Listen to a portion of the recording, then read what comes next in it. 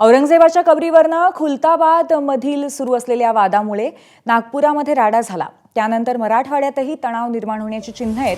म्हणूनच राष्ट्रीय तपास यंत्रणेने एनआयए दिल्लीचं एक पथक छत्रपती संभाजीनगरात दाखल झालंय। परभणी, जालना, नांदेडमध्येही संशयित हालचालींवरती एनआयए पथकाचं लक्ष असणार आहे। एटीएस अधिकाऱ्यांची मदत घेतली जात असल्याचीही माहिती आहे। छत्रपती शिवाजी महाराजांचा अपमान करणारा आणि इतिहास संशोधक इंद्रजित सावंतांना धमकी देणाऱ्या प्रशांत कोरटकरची अटकपूर्व जामिनासाठी धावाधाव सुरू आहे। आज शुक्रवारी हायकोर्टात तातडीची सुनावणी या संदर्भात होणार आहे। कोल्हापूर सत्र न्यायालयाने अटकपूर्व जामिनाचा अर्ज आधीच फेटाळलेला आहे। कोल्हापूर कोर्टाच्या निर्णयाला कोरटकरने हायकोर्टात आव्हान दिलंय। आपले प्रतिनिधी अमेय राणे आपल्या सोबत आहेत, ते आपल्याला या संदर्भात अधिक अपडेट देतील।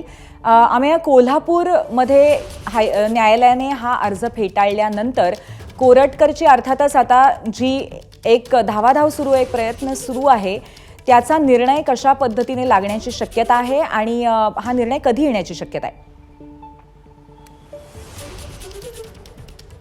छावा चित्रपटाच्या संदर्भात इतिहासकार इंद्रजित सावंत यांनी आपली एक भूमिका मांडली होती आणि त्या भूमिकेला प्रतिक्रिया देताना प्रशांत कोरटकर या कथित पत्रकारानं त्यांना धमकी दिली। फोनवरनं अर्वाच्य भाषेत त्यांच्याशी वाद घातला, शिव्या घातल्या आणि या संभाषणादरम्यान त्यांनी राजमाता जिजाऊ आणि छत्रपती शिवरायांबाबत देखील काही अवमानकारक वक्तव्य केली। हे सारं संभाषण इंद्रजित सावंत यांनी आपल्या सोशल मीडियावरनं पोस्ट केलं आणि या प्रकरणाची गंभीर दखल घेत त्यांनी याबाबत रीतसर तक्रारही दिली।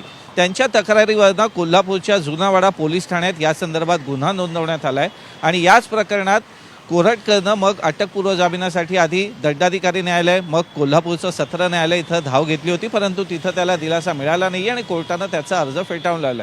त्यामुळे कायदेशीर पर्याय या नात्यानं आता प्रशांत कोरटकरने मुंबई उच्च न्यायालयात या संदर्भात अटकपूर्व जामिनाची याचिका दाखल केली आहे। आज सकाळच्या सत्रात यावर सुनावणी होईल आणि त्यानंतर कोर्ट कोरटकरला काही दिलासा देतं का हे पाहावं लागेल।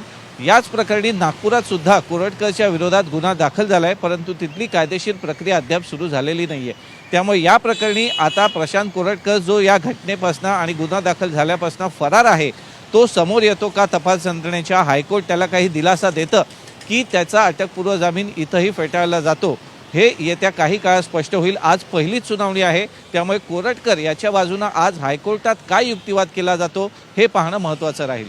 पूर्वी खऱ्या अमेय, नक्कीच या सगळ्याकडे आपलं लक्ष असेल, अपडेट्स घेतच राहू। धन्यवाद आपण दिलेल्या माहितीबद्दल। एबीपी माझा, उघडा डोळे बघा नीट।